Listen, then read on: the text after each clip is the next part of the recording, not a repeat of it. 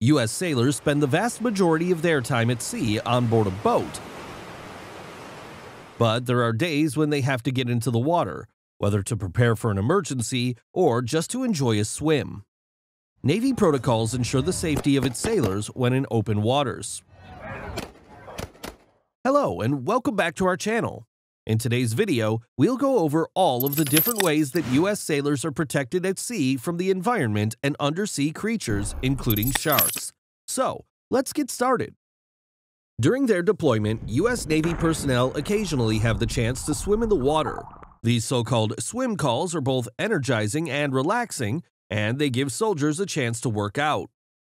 In August 2022, the anchored USS Harry S. Truman in the Mediterranean Sea became a type of water park for sailors who utilized it to jump off the deck and have some fun in the warm water.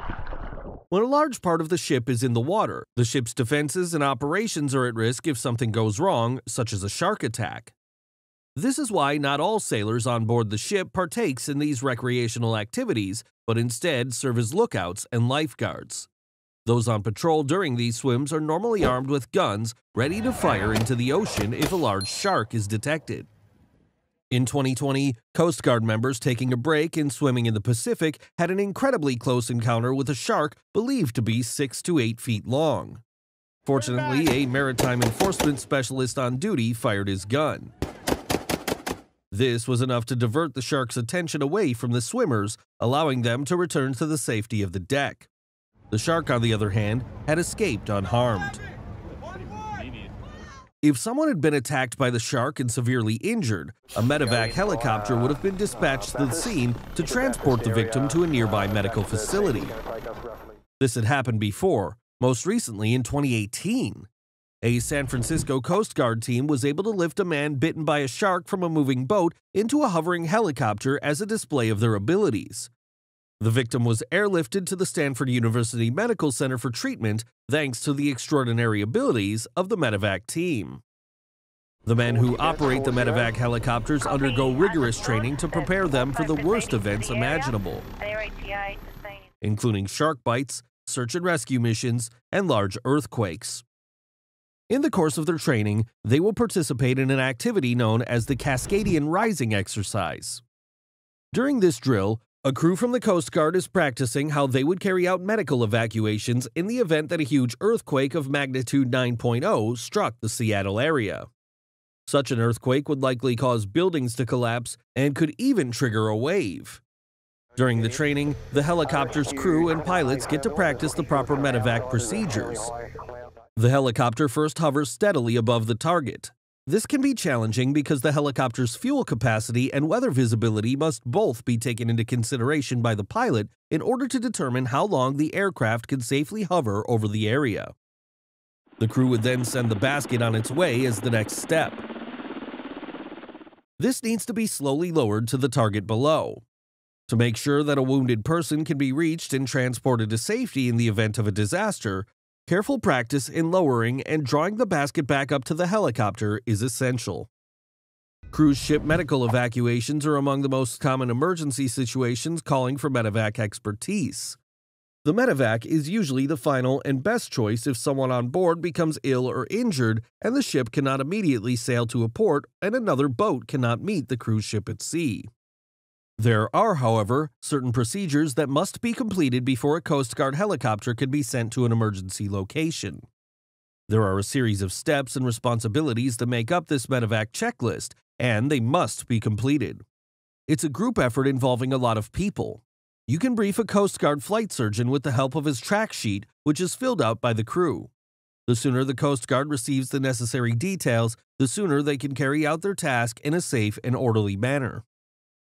One of the things to evaluate on the track sheet is how urgent the need for an evacuation is from a medical standpoint.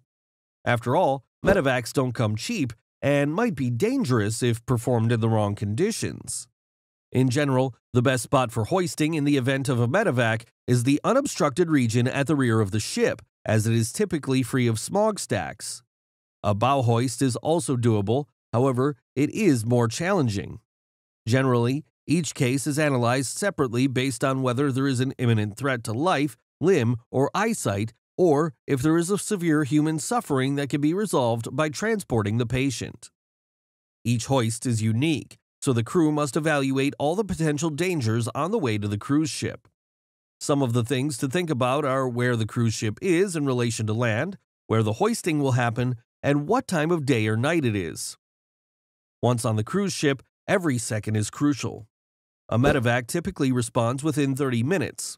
At this point, crew members assist with loading the patient by using hoists and bracing. The medevac team is also trained and responsible for the care of patients on the way to the hospital. Sometimes, a member of the cruise ship's medical staff will go with the patient to offer more medical knowledge, but this doesn't happen often, so the medevac crew needs to be well informed. The MH-65 Dolphin, a helicopter with 2 engines, is utilized for all medevac transports. It is a unique characteristic of this aircraft that it can self-fly. The helicopter will hover steadily 50 feet above the target upon the pilot's instruction. This is an essential safety component in the event of bad weather or poor visibility. Another feature of the helicopter is its ability to program specific routes to fly itself during a search and rescue mission. This allows the pilot and other crew members to focus their attention on the land or water below. Military and law enforcement officers are prepared in the event of a water rescue due to their WET training. WET stands for Water Emergency Training. This usually entails learning about hypothermia prevention, rip current safety, rapid water safety, life vest use, and other survival methods. WET training also includes general and emergency swim safety as well as extraction skills. Rescuers must also practice what to do if they find themselves in an emergency situation. One such exercise involves Coast Guard members practicing how to save themselves and their colleagues if their helicopter crashes in the water and they are trapped upside down in the cockpit. Shallow water egress training, or SWET for short, teaches the aircrew how to maintain their composure and use their emergency kit to depart the situation safely and quickly. This may or may not come as a surprise to you. Even astronauts from NASA are required to go through water survival training. In 2017, the astronauts at Fairchild Air Force Base in Washington did a mock crash landing. This drill tries to simulate what it's like to be out at sea with waves, rain, and poor visibility. Through this drill, astronauts learn how to escape from a closed capsule while in water and how to use devices for signaling and getting help. The U.S. military is well aware of the dangers of the water. Navy sailors, Coast Guard staff, and other first responders must not fear the ocean but respect it, from the unlikely but still present threat of sharks to the dangers associated with a medevac hoist. What skill do you believe is crucial for someone who wants to work on a ship? Would you be brave enough to work in such an environment? Please share your thoughts in the comments section below. And if you enjoy this type of content, make sure to like, subscribe to the channel, and click the bell icon so you're notified every time we post something new. Thank you for watching, and we'll see you again in our next video. They look like they're in distress.